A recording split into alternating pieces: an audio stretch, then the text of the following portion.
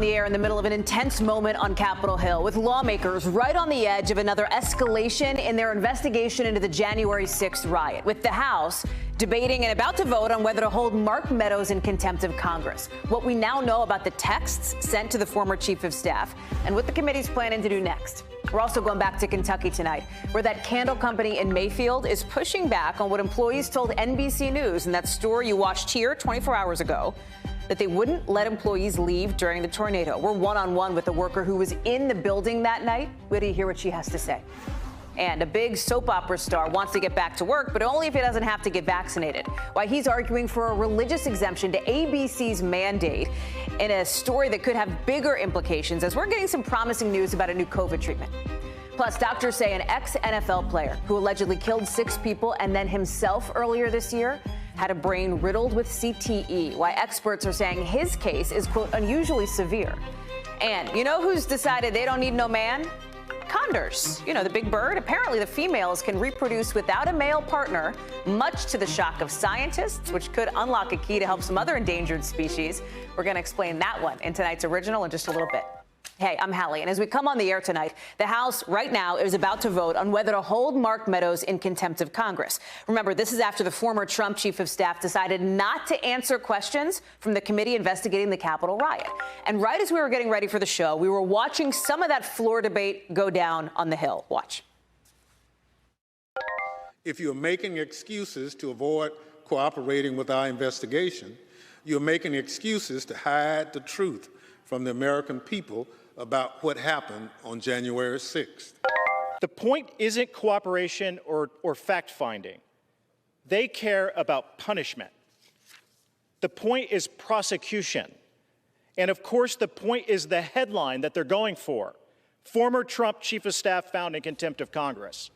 It seems like that's the direction things are headed at least right now. And here's why this matters, the backdrop to all this, right? New information out from the January 6th committee, really some of its most significant findings released, at least so far, that show Meadows seemed to be a key player in this push to overturn the results of the 2020 election. And these members shared a series of text messages sent to Meadows by Fox News hosts, even the president's son, basically begging him to get then President Trump to stop the mob. People who even later tried to downplay how bad it was. That's not what they were saying at the time. He is destroying his legacy, said Laura Ingraham. From Sean Hannity, can he make a statement, ask people to leave the Capitol? Even Donald Trump Jr. texting, he's got to condemn this expletive ASAP. The Capitol Police tweet is not enough. NBC News has reached out to Fox News for comment, but so far no response. I want to bring in now from the Capitol, Leanne Caldwell. Leanne, we'll talk about the text in a second, but bring us up to speed on where things stand now. It seems like, correct me if I'm wrong, gut check me, right? But it seems like by the time we go to bed tonight, the House will have voted, by all indications, to hold Mark Meadows in contempt. Am I over my skis here, Leanne? You are not at all, Hallie. The House could vote in the next couple hours, and that vote could be done perhaps by 8 o'clock tonight on this contempt referral. We expect most Democrats, if not all Democrats, to vote for it. I am watching how many Republicans vote for it. We know that 9 Republicans voted to hold Steve Bannon in criminal contempt in this referral just a few weeks ago, and we'll see if they do the same with Mark Meadows, Hallie. There's also this, these text messages that we're talking about here that are significant, Leanne, right? Because they show that there were people who were inside the Capitol as it was under siege in the hours that this was happening on January 6th, basically saying, please try and get Donald Trump to stop this. And these are documents that Meadows provided to the committee himself. Yeah, he is the one who handed over these documents. In the few weeks that he was cooperating with the committee, he handed over more than 2,000 text messages, 9,000 pages worth of documents. And these documents have unveiled a lot of new information, including the number of people who reached out to Mark Meadows on that day, on January 6th, as rioters were storming the building. Members of Congress, reporters, as you mentioned, Fox News hosts, and the former president's own son. And so we are told that this is just the tip of the iceberg of what the committee has from Mark Meadows, and that there will be more that we learn. Obviously, Meadows and his attorney are not happy about this, right? And we heard from his attorney today saying that Meadows has never stopped cooperating with the committee, writing he's fully cooperated as to documents in his possession that are not privileged, and has sought various means to provide other information while continuing to honor the former president's privilege claims. Now, setting aside this question of executive privilege, right, which former President Trump has tried to claim, Meadows is using that to try to say, hey, I can't reveal all this stuff. What this vote is tonight, right, this contempt of Congress charge is about the documents that Meadows has handed over but won't answer questions about. Do I have that right? Yeah, that's absolutely right. And that's what the committee is saying. They're saying, we just want him to talk about these documents. We have questions about these documents, about the information received, about the conversations he had, and we have more questions. And so, but Mark Meadows people also argue that it's not just about executive privilege, it's about the subpoenaing of his phone records from Verizon, and that was a step too far. And they say that the committee is not going to respect the boundaries of executive privilege, so he's not going to come. But the committee says, you've already turned over a lot of stuff. Just appear before the committee, and if you're not going to cooperate, then if you're not going to comment on a specific question, then say that on the record, and that's what they want, Hallie. Leanne Caldwell, keeping an eye on all that action on the Hill tonight, and we should note that even if that passes, there's then the question of what the Department of Justice will do. We'll watch that. We're also watching what's happening in Kentucky, one of the 6 states absolutely wrecked by this weekend's tornadoes, where we now know 12 of the 74 victims there were kids. They were just kids. In all, 88 people have been killed. And with the holidays getting closer, you have some school districts in the state deciding to just keep things closed. Just stay closed until January. It's happening at these districts, mostly in the hardest hit parts of Kentucky. And today, just this afternoon, we heard from the state's governor, Andy Beshear, who was touring the damage in Muhlenberg County. And this is personal to him, right? He lost family members who lived there in these tornadoes. Listen to how he described the damage and the support from the community. I mean, the losses. It's really hard to describe when you stand in the middle of it, and I think you all are out here so you can feel it. I mean, the trauma just seeps into your skin, but if you look around the people here, listen, they're all hurting more than I am, and they're here helping every single day. It's trauma for so many people. Gabe Gutierrez is in Mayfield, which is one of the hardest hit spots of the state. So, Gabe, you know, the question now, right, is how many people we still have unaccounted for. The governor says more than 100. That could go up. And now there's some 500 National Guard troops that are deploying to try to help, right? Yeah, that's right, Hallie. And, you know, that phrase that the governor mentioned, the trauma just seeps in your skin. I really noticed that today speaking with one of the survivors here inside her hospital room. You know, we wanted to turn around this interview for your show, Hallie, but we literally just finished the interview. But let me tell you about her a little bit as you just look at behind me. This is a church behind me, more than 100 years old. It's the annex. To my right, to my left is the actual building. As you can see, it is destroyed. So this woman who worked at the candle factory, we've been hearing more and more of their stories, Hallie, and she told me from her hospital room how a concrete slab fell on her, and she was there, Hallie, in the darkness, clutching her pregnant friend for 6 hours. It was unimaginable, and she has this incredible survivor's guilt, Hallie, because another one of her coworkers who she had been talking to right as the tornado was bearing down on them, he did not make it out. And that is something that we see over and over again in this community, Hallie, an incredible sense of trauma, and who knows how long or will this community ever be able to get past that trauma. It is unimaginable at this point. I have chills, Gabe, hearing you say that, because the emotional impact of this is so severe. There's also, you know, I can't help but think as I'm standing looking in front of the pile of stuff, right, of wood and metal that you're in front of, there's no infrastructure. There's no water. The comms are really hard, right? There's no utilities. There's no power, obviously. How do you even, you know, think about safe shelter, getting people back to normal when you have, like, nothing that you need to do that?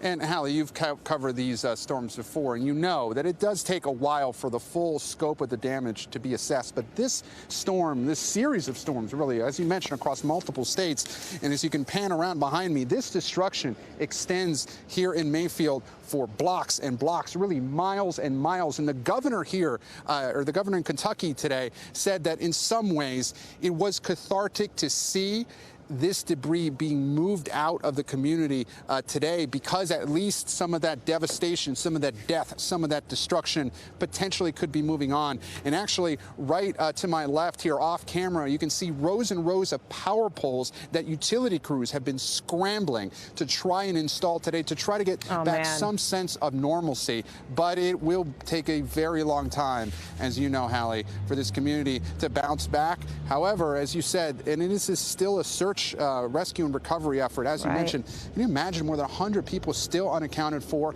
and 74 people dead in Kentucky? And just that heartbreaking number that we heard today, Hallie, 12 of them are children, the youngest among them just 2 months old. Hallie. Gabe, a couple quick questions for you here. One, people know you and they know that you're all over the country covering, when disasters happen like this. Has there been anything in your reporting here on the ground in Kentucky over the last 24 hours or so that has surprised you or that has caught you off guard? Well, it was that trauma. It was that trauma in that hospital room, and I'm used to interviewing some of these survivors from some of these disasters. But this woman, it had been a while since I had interviewed someone that it was so raw, so fresh, and frankly so heartbreaking that she wished that she could have done something. And of course, she couldn't have. But she had just seen one of her close friends, a co-worker, pass away literally feet from her as the storm went through. The scope of this damage, usually you hear about tornadoes, perhaps, several people killed, which is a huge tragedy. But here, the sheer number of this, 74 people just in Kentucky, more so in other states. The scope of this disaster is something you don't often see, Hallie. Gabe, before I let you go, you mentioned that candle factory. You mentioned this woman had worked at that candle factory. And there are some real questions now that have come up. Viewers of our show will know 24 hours ago, we had our colleague Dion Hampton on to talk about his new reporting, this exclusive interview with these employees who said, hey, we were told if we tried to leave, we might be at risk of being fired. I know the company is denying this, right? They're saying, hey, this is not true. People could leave if they wanted to, essentially. But now the governor is saying they're going to look into this, right? Yeah, that's right. And the woman I spoke with, an employee at that factory, she said that she had worked there on and off for about 3 years. And she says that while she did not ask to leave the night of the tornado, she did hear other coworkers asked to leave, and she said that she overheard a supervisor telling them that they couldn't, or that if they did, their jobs would be at risk. But again, as you mentioned, the candle factory has been saying no, we don't have a policy like that because of COVID. They could all leave whenever they want. She, however, did not think that was the case. She wants to see this investigated further. Hallie. Gabe Gutierrez live for us there in Mayfield. Gabe, we're going to be looking for more of your reporting and more of that interview coming up on NBC Nightly News. I know you have a busy night and a busy morning ahead of you. Thank you, my friend, for coming on. In other news tonight, ex-NFL player Philip Adams, turns out he had stage 2 chronic traumatic encephalopathy, or CTE, when he allegedly killed 6 people before taking his own life in South Carolina in April. Doctors from Boston University who looked at Adams' brain said his CTE was, quote, unusually severe.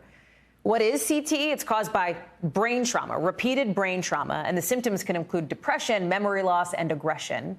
Adams played in the NFL for 6 years. And at a news conference today, doctors said his diagnosis was similar to that of this other ex-NFL player, Aaron Hernandez, who was also diagnosed with severe CTE after he died. He was convicted of murder in 2015 and committed suicide 2 years later.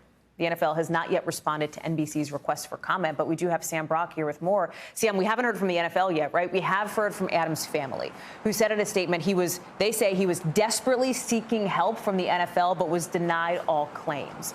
Clearly, they feel like there was more that could have been done.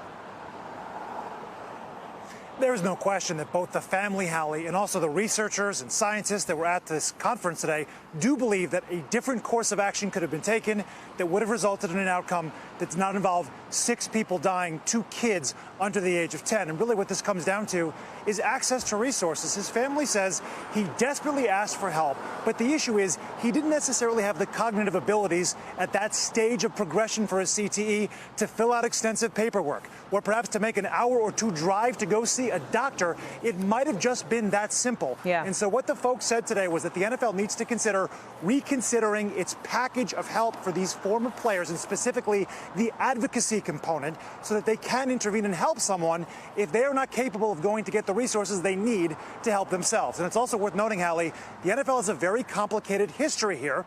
and it's a thorny one as well. Back in 2013, there was a $1 billion settlement with thousands of former players over head injuries, but it took years, not until 2016, for someone from the NFL to actually acknowledge that CTE is in fact linked to playing football. It doesn't just come up of its own accord. It requires repeated trauma to the head, and we are seeing that connection with NFL players. The thing I don't know if people know about is you can't actually tell if somebody has CTE until after they're dead, right? It's only after that happens that the brain can be studied for signs of this. But these same researchers at Boston University are saying they're getting closer to being able to detect CTE in people who are, alive, of course, which seems like it could be a huge game changer, not just for athletes, not just for the NFL, but for military members too, for like a broader variety of people.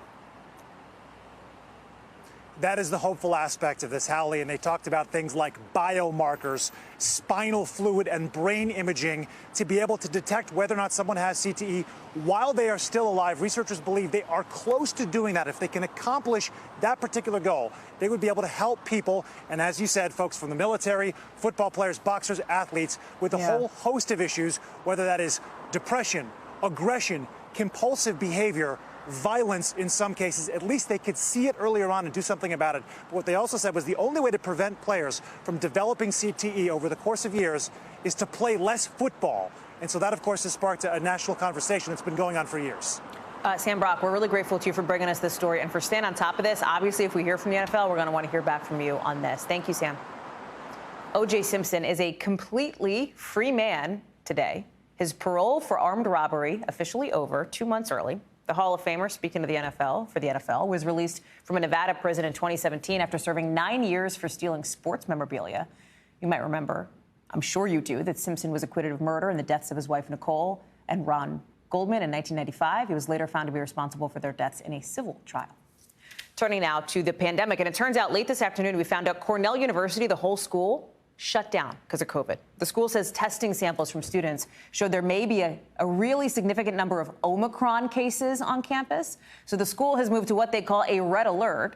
What does that mean? The finals for students will be held online. Events on campus are all canceled. Most of the buildings are shut down. And across the country, we're seeing COVID now as we're really in this winter surge affect more and more things. The NBA, the NHL canceling some games again because more players are testing positive. All of it happening 1 year to the day that the U.S. started shipping out COVID vaccines for the first time. Do you remember that? I do. I actually remember watching Gabe Gutierrez, who we just heard from, as those trucks were pulling out. Since then, the CDC says 202 million people in the last year have been vaccinated. 54 million people have had booster shots, too. But again, we're still seeing this wave of the virus, these new variants. We did get some encouraging news today from Pfizer about its COVID pill. The company says there's an 89% chance it can prevent hospitalizations or death for people who are high risk. I want to bring in then Dr. Kavita Patel to talk about this. Dr. Patel, it's good to see you. Thank you for being with us. Thanks, Hallie. I can't believe what a difference a year has made. What a difference a year has made, right? I mean, think about it. We're talking now about this antiviral pill. We've got vaccines. A year ago, we would have been begging for this news. And what's interesting about this pill, listen, it's not like the vaccine because you take it after you get COVID, but it seems like it could be a game changer if it keeps people out of the hospital, right? Am I overreading that? Yeah. No, you're not overreading it. I put a couple of caveats because that's my job. If you look at the data, all those people where the hospitalizations were prevented, which is a good thing, were unvaccinated. That's not a good thing. So again, vaccines still are the best protection. But you're right, Hallie, that for especially unvaccinated individuals, and there is a smaller study looking at people who are lower risk and vaccinated. The data from that trial is still preliminary. But we'll be watching that closely because, as you mentioned, getting a prescription without having to go to an emergency room or a hospital 2 times a day for 5 days, that can be a game changer on top of already effective vaccines. So, yes, it's big news. Right. So yeah, we hopefully this will be available soon, but maybe not in time for Cornell and a lot of the Christmas surge that we're expecting. That's right. You say maybe available soon. Availability feels to me like a huge question here, right? Because like I look at what's happened with even, for example, rapid tests, right, which are out there, which are an important tool, but it can be tough to find. This pill, a hugely important tool, but like what's being done to ramp up production? Does the U.S. government need to be stepping in with production to help make this, if it could be, so important here? Yeah, it's a novel chemical product, meaning Pfizer has developed something new, paired it with an antiviral that we've seen in HIV drugs. So that's in production, but something new is not easy to make overnight. Pfizer, of course, there's worldwide demand for this, and Pfizer has already made negotiations with governments to provide doses. Here's what I predict. January and February, if we can get the FDA to authorize or approve this in the next several weeks, which is hopeful that we can, we'll still have a supply demand like all things we've seen, vaccines, COVID treatments, monoclonal antibodies. January and February, kind of a supply demand issue. And then at some point, there'll be so much of it that we can't give it away. But the real critical kind of Q1 first quarter is going to be that issue. You can't just ramp up production automatically, and then we don't want to be gluttons and take it away from other countries. So I do think we'll have demand. But remember, we've also got monoclonals that are on development. Some of those are effective. And we still have a Delta surge. Omicron is a threat, but Delta and protection against Delta is here and now. One of the things we heard from CDC Director Rochelle Walensky has to do, who's on the Today Show this morning, by the way, has to do with what you referenced, right? This idea of Christmas coming up, the holiday, the expectation of a holiday surge. Here she is. We have 10 days till the holidays. Let's do everything that we can to practice those prevention and mitigation measures now. Masking indoors, keeping your distance, getting your hands washed. If you want that extra reassurance, always a good idea to test before you gather in mixed households. Feels, though, almost inevitable, Dr. Patel, that after the new year, you and I will probably be sitting here, probably be talking, mid-January about the fact that the numbers are going up. Yeah, look, I do expect the numbers to go up, but here's what I'm looking for. Not just the numbers to go up. I'm looking for a decoupling, Hallie. I want numbers to go up in the sense that we see asymptomatic cases and people who are getting tested, but hospitalizations to either plateau or decrease. That's when we know that our country is moving into this phase, Hallie, where you and I don't talk about numbers of the common cold or the flu, but if we can see less hospitalizations, less death, but cases that are mild or asymptomatic, then we know that the vaccines are working and we know that treatments are working and that we're not overloading our hospitals. So I'm hopeful that we can talk about that in a month. I hope so, too. Dr. Patel, we'll have you back. We'll book you now, and we'll see you in a month to get into that. Dr. Patel, appreciate it. Coming up on the show, a former General Hospital star suing ABC now over its vaccine mandate. Of course. He was fired last month after refusing to get the shot and says the company's policy is unconstitutional. That soap opera saga after the break.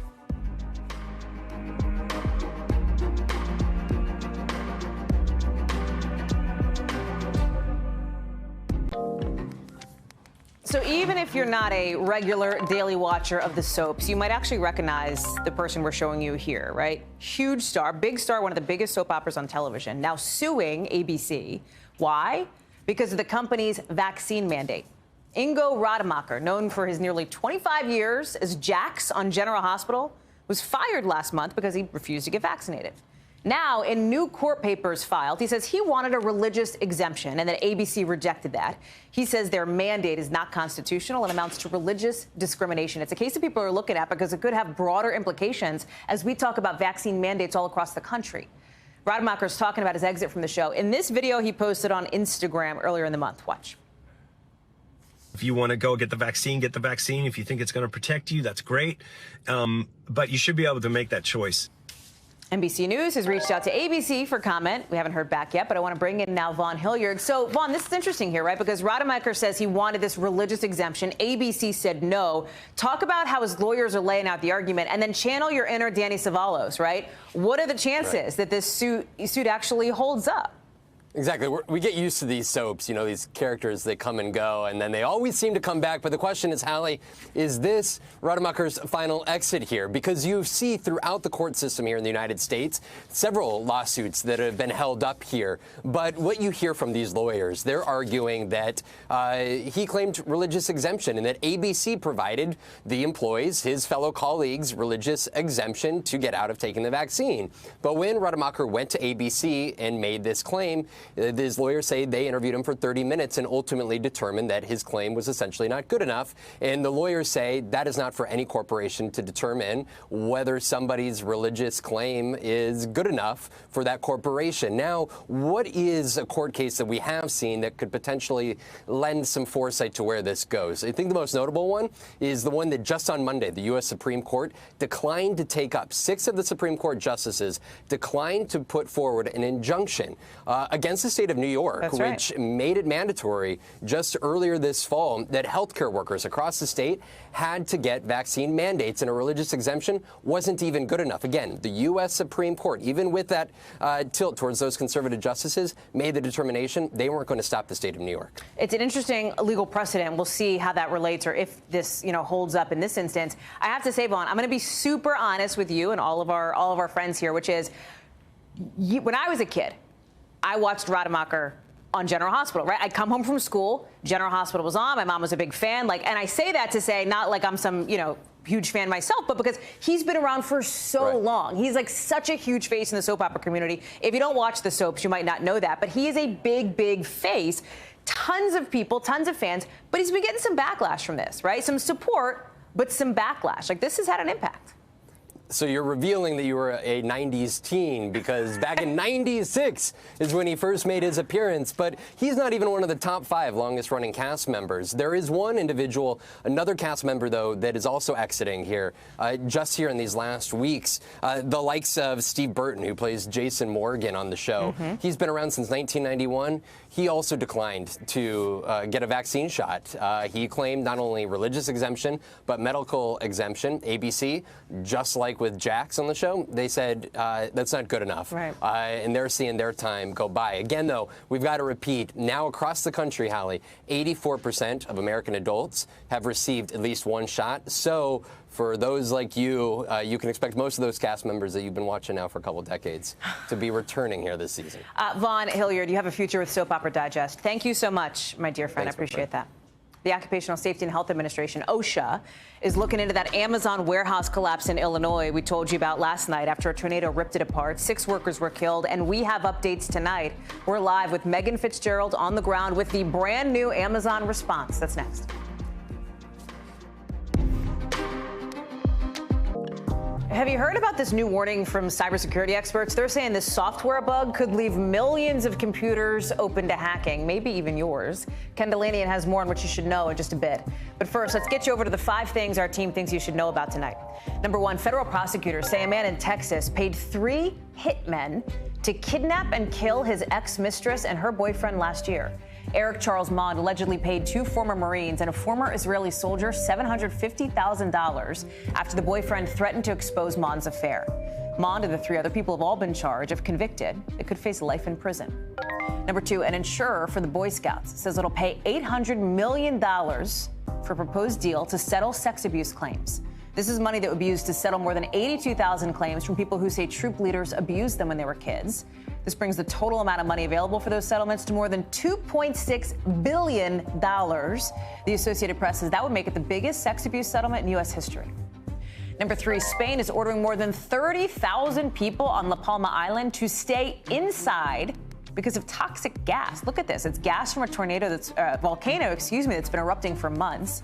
Lava from that volcano has destroyed thousands of buildings since September, and now the problem's in the air, too.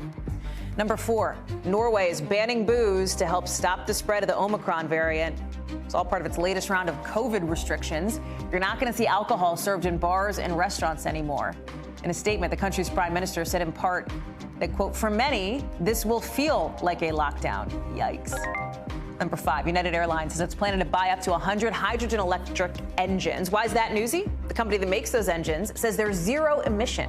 The deal would make United the biggest airline to invest in this kind of tech. And United says the engines could be retrofitted to aircraft starting in 2028, a few years from now.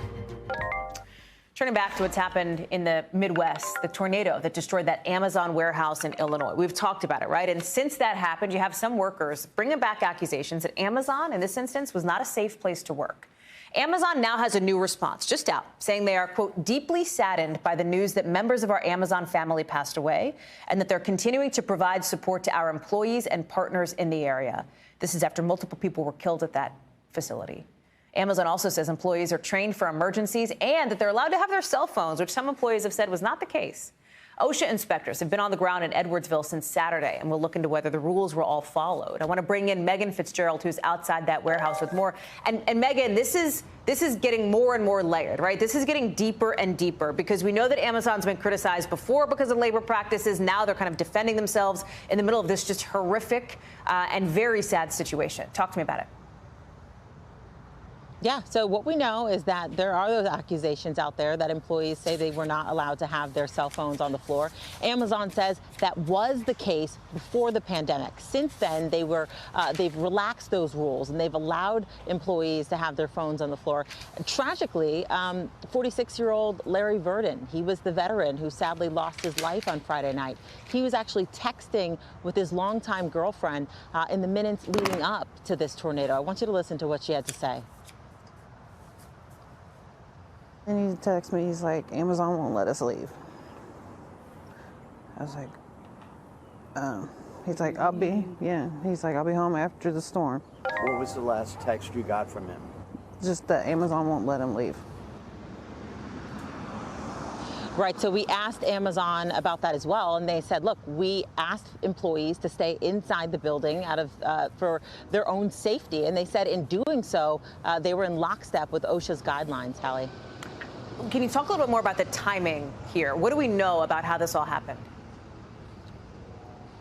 Right, so we know that the first siren went off at around 8:06, and then 8 minutes later at 8:16, another siren is going off. Now, meanwhile, in between all of this, there's horns that are going off, alerting folks of the dangers that a tornado, is imminent. And then Amazon points to the fact that employees had their cell phones on the floor, so those phones were also going off, alerting them of the weather that was coming through. And then at 8:27, that is when the tornado touched down, plowing through the south end of the warehouse behind me here, tragically killing 6 people, injuring critically another, Hallie. Megan Fitzgerald live for us covering that story. Megan, I know that you'll stay on top of it, and we'll be getting updates from you, I am sure, in the days ahead. Appreciate it. If you're having some computer problems at work, you know what? Be a little patient with your IT team, because they could be in for a very, very, very long weeks ahead because of this really critical software flaw that might affect millions of users and companies. Here's the deal. This is called Log4j, and you are looking at just a handful of companies that use it. American ones, Amazon, Apple, Twitter, but Chinese ones too. Baidu, Tencent, even your kids' data could be affected because Minecraft uses this. And here's how it works, right? This analyzes what you do on these sites, right? Log4j looks at what you do, turns that data over to like development teams so they can make updates. That's the little box, like if you have a problem, do you want to report it? Fine. The software is open source. That means it's free. Anybody can use it. But it also means that when a big bug affects it, it opens the door super wide for hackers. Ken Delanian is with us now. So, Ken, the Department of Homeland Security held this emergency call in the last 24 hours, right, that we're now learning about, basically saying this is a huge deal. Take this seriously. Yeah, huge deal. Cybersecurity experts I'm speaking to say this is the most significant breach they've ever seen in their careers because it affects so many millions of servers. I mean, explain it's everywhere. Explain that, right? How does it matter to my life? Like, if I don't use Minecraft, but I do use Amazon. So that's the thing, right? We haven't seen the impact. The reason we haven't heard more about this, like Colonial Pipeline, is because it wasn't known about. So the bad guys haven't been using it to attack and to infiltrate, but now it's been made public. So there's a mad race going on to patch the systems before criminals and nation states can exploit it. But nobody I've talked to thinks that everyone is going to win the race. There will be attacks because of this. Do we think hackers have already tried to use it, like before this came to light? Yeah, there are some reports, as you mentioned, with Minecraft and some other things, but it seems like a really kind of a lame, if you will, attack, not a heavy-duty ransomware like we saw with JBS Meatpacking. But what experts expect is that now that people know about this, the bad guys know about this, and by the way, Hallie, companies don't even know where this is in their systems. One expert compared it to like ask you where is the salt in your kitchen. You might point to the salt shaker, but there's actually salt in your pancake mix, your peanut butter. It's all over the place. This is super helpful to know because to me, I think, listen, Ken, you and I know each other personally. Mm-hmm. You know that computers are not my strength, but there's code, right? Wouldn't you just go to the point in the code, make the fix, and be done with it? This analogy you're talking about the salt really helps because I do cook, right? Yeah. But you got to find it, and it could be kind of anywhere. Yes, and you might ask, well, what can you and I do as regular computer users? And do I need to be doing something right now? And the answer really is there's not much that we can do other than try to patch our systems, our own phones as soon as that's available. This is really a matter for IT, departments, but there is a mad scramble, as you said, to try to fix this. and to get ahead of it before the bad guys really start exploiting it. And if they do, we found that's where it starts to affect us. What could they get, right? What could, like our personal data, that kind of thing? That is at risk, but I think the real risk I've heard is ransomware. They can start shutting down systems. And we saw with Colonial Pipeline and JBS Meatpacking, that can really disrupt the economy and get our attention. Timeline for such a fix or such a patch? What do you think? People are saying it's going to take months. Yeah. That's wild. How did we not know about it before this? The internet was not built for security, Hallie. That's the bottom line here. All right, Ken Delanian, you certainly have a way of wrapping things up so that even I can understand them. Thank you. Thank you. Ken, appreciate it. Time to get the backstory now, our behind-the-scenes look at how a story comes together and how it fits into our bigger picture. One of the things you might have seen ever since we launched this show, really, was a look at this stuff, right? This organized retail crime, smash and grabs out of big cities like L.A., San Francisco, Chicago. You have California's Attorney General who said today it's rooted in organized crime, which has been a big problem for big box and luxury stores. Once thieves scout the location and then execute this robbery, they put the stuff they stole online, obviously to make some money by selling it. And that is costing the retail industry tons of money, $70 billion a year, according to one association group. Stores are trying to do their part by testing new technology to stop thefts, like Home Depot, right? They're using Bluetooth activation, meaning their products are not going to work until they're actually paid for in store. Vicki Nguyen and her team went to the Perrysburg township in Ohio, to learn how local police track down thieves. She's joining me now to talk about the reporting process on this. So, Vicki, it's such an interesting story, right? The idea that you were able to go and see this retail theft sting. How did you get the detectives here to agree to let cameras go along for this, right? How did you actually get to join them on this? Hallie, it takes some trust building with your sources, and a lot of credit to our digital reporting team that has built up these relationships with law enforcement departments all over the country. Andy Blankstein and Simone Weichselbaum really talked to the folks in Perrysburg Township, Ohio, and the reason they agreed is because they want to call attention to this. They want to show consumers like you and me what they're up against every single day. And as we all say, a picture is worth 1,000 words, and for folks to see this undercover buy in real time and to understand what officers are up against, how rampant this crime is. It really is a crime they're dealing with every single day in this little town in Ohio. It's a suburb of Toledo of 13,000 people, but it's at the crossroads of America. So basically it's at these interstates that go north and south, 90, 80, and then 75. So you can make a quick getaway after hitting any number of big box stores there, right? Lowe's, Home Depot, Target, Walmart, they're all there, and it has made it such a hot spot for organized retail crime. What's been interesting is, we have covered on this show, and you've covered it on the Today Show and on Nightly News, these smash and grabs makes a lot of headlines, right? It's very dramatic looking. But according to the FBI, property crime's actually been going down for about 20 years. And when we're talking about crime, one of the things I know we are always conscious of, and you are, is you don't want to exaggerate it. You don't want to sensationalize it, right? How do you talk about how you, Vicki, walk that line? Because I think you do such a good job at being real about the risks without overstating it. We really do, and we do that by providing context, by looking at the facts, and trying to earn the trust of the people that we're talking to. And I think that is why it matters so much to talk to a lot of different sources. In this case, we talked to law enforcement departments nationwide, coast to coast. We also talked to the loss prevention teams at the retailers. And what I can say is, as dramatic as those videos are that we've seen on your show, the mass crimes where people are just walking in and pushing cart loads out or arm loads out of luxury goods, you name it, electronics, they're stealing it, right? But that's not happening every day, everywhere in that dramatic of a fashion. But here's the thing. How do you manage what you don't really measure?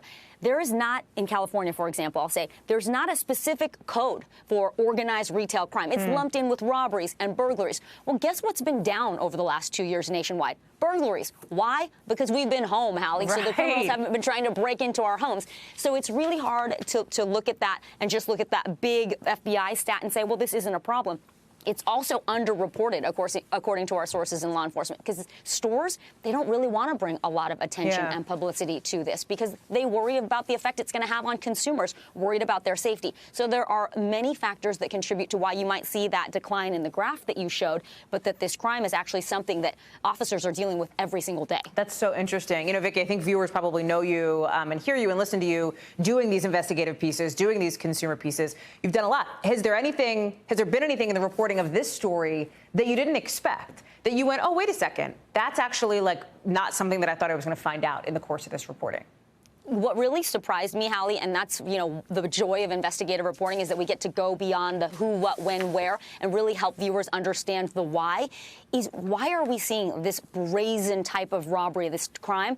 And to a T, everyone we've spoken to in this area who is battling this crime says it's because it's so easy nowadays to sell those stolen goods. Back in the day, if you walked out and hauled out a bunch of stolen stuff, it'd be harder to sell. You have to get it on Craigslist. You did not have the internet, but you'd have to get it to your buddy, the fence, or whatever.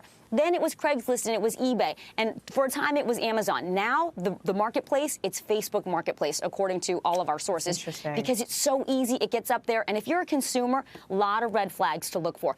Prices that are too good to be true. Boxes of things that are brand new and they're sitting on someone's, the hood of someone's car or in their backyard, and they're being sold for 50% or more off retail. That is something that you should consider twice before you buy. Because number one, you're probably dealing with a criminal. Who knows what kind of information you're providing to them? Who knows what happens when you go and get that, that tool set that you think is such a great deal? And also, ultimately, it affects all of us because prices go up, the level of safety in stores changes. One thing I learned is Home Depot is locking up all of their tools now. You used to be able to go in, touch some things, try things out. That's changed because they're trying to, control the amount of theft on those really popular items. They're finding other ways, though, like you mentioned, that Bluetooth technology, brilliant, because it means that is a big paperweight. That power saw that you stole, it doesn't work unless you paid for it. Vicki Nguyen, thank you so much for that preview and the backstory tonight. We'll look for more coming up on NBC Nightly News a little bit later on. Vicki, thank you so much. Great. Coming up on the show, more change maybe brewing at Starbucks after a big win for baristas in Buffalo last week. Remember we told you about that? 2 Boston cafes are now filing for their own union election. Is this the start of a big union push? More details in the local. Plus, California condors are surprising scientists in a big way. 2 words, asexual reproduction. Knock those off your bingo card. We'll explain in tonight's original.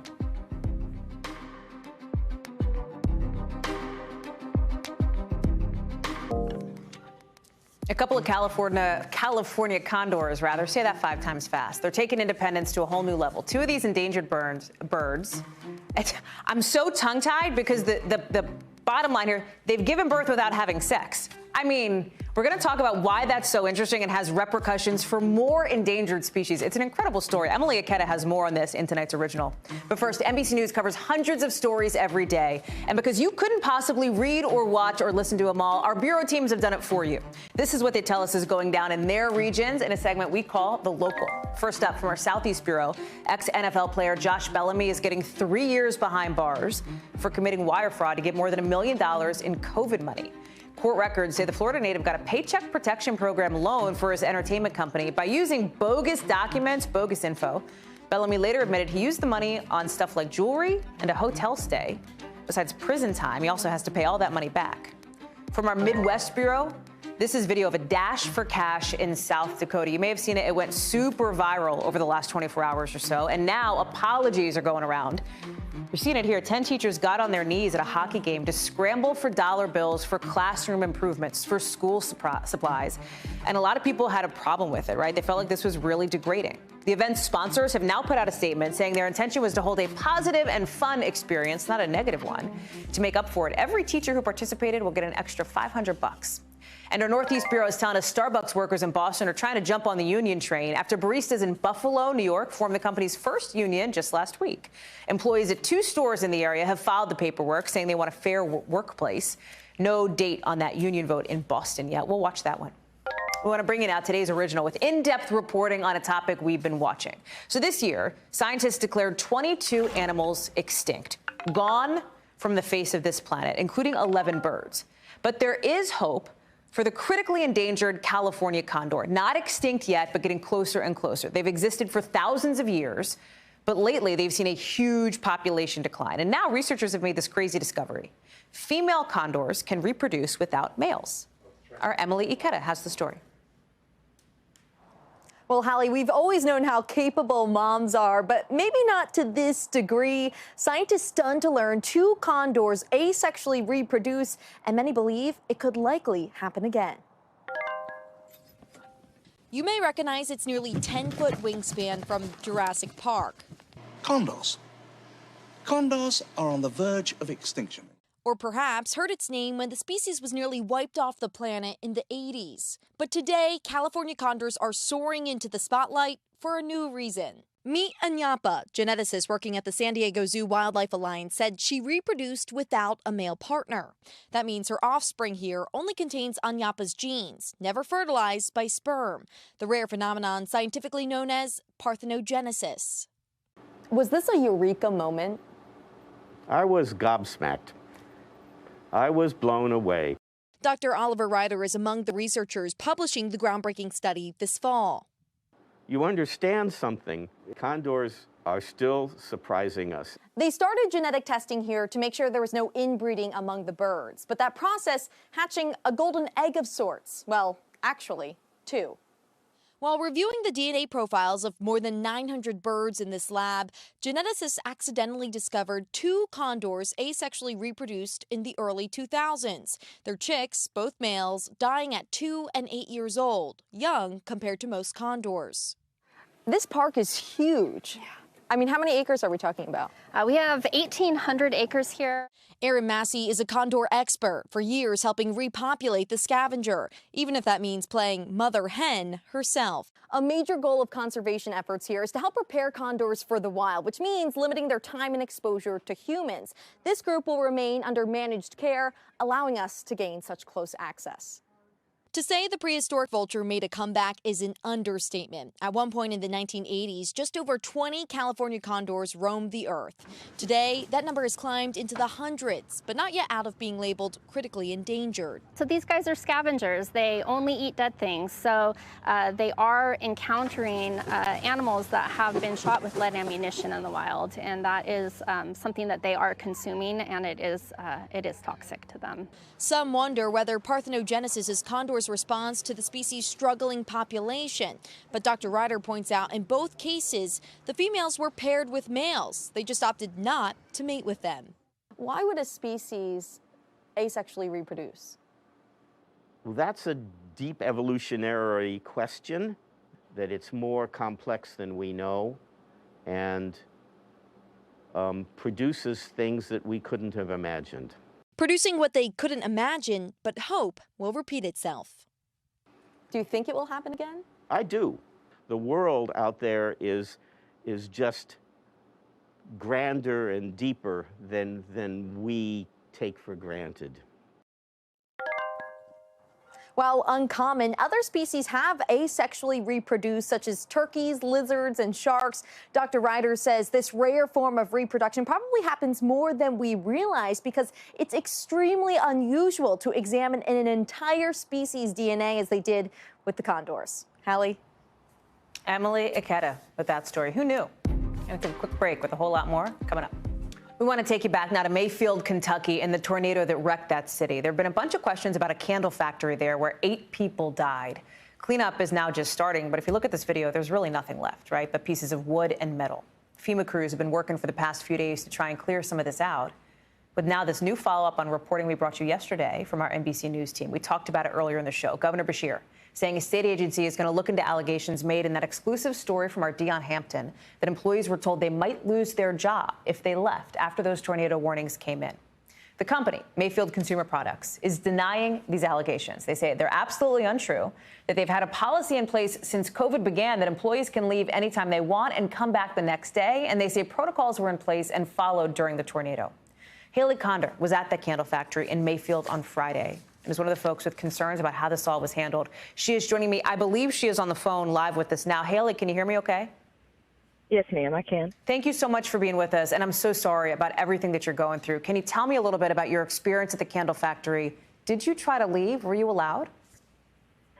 Oh, the first siren, which the first warning for us was at 6. We was all crammed in the bathroom. And at the time, you know, everybody's starting to get irritated. We're all crammed in there for over 30 minutes. So, yeah, I said, can we leave? Can we go home? And she said, right now, y'all got to stay here. You can't, you know, you can't be in your cars. You can't be outside. When we get out of here, y'all are going to go back to work, which the company, I know they say that they're saying that they followed every protocol, but that wasn't the case.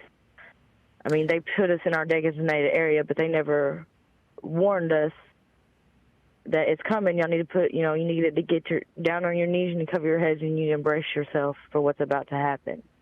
What did you do after that, Haley? Because then there was the second, obviously, I believe the second warning, yeah, there's right? the second one. Now, after the first warning, we went back to work. Told us to go back to our lines, go back to production floor.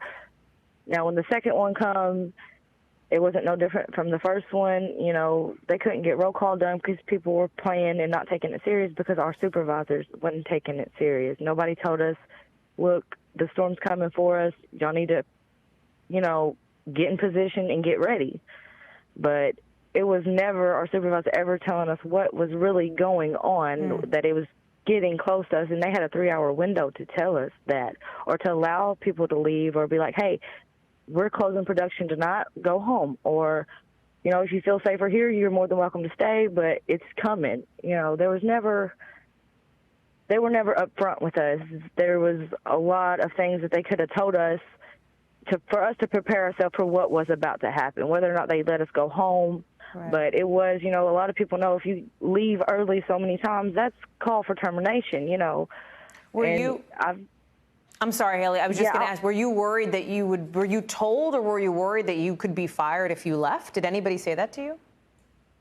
Well, like I said, I know I have left early a few times, and I know that can cause termination. You leave so many times from the workplace, you can get terminated for leaving. So, you know what I'm saying? If you do it 5 or 6 times, or, you know what I'm saying, you get terminated or wrote up for the same thing more than 3 times, that's automatic termination. So a lot of us know that. They tell us that when we get there. So people who've been there as long as I have, or just coming in, that's one of the first things to tell you. Get so many riders for one thing, that's automatic termination. That's what we're all told in orientation. That's what all of us who have worked there so long knows. So in the back of our minds, like, okay, they're pretty much telling us we're going to get rolled up if we leave, so that could cause us to get terminated.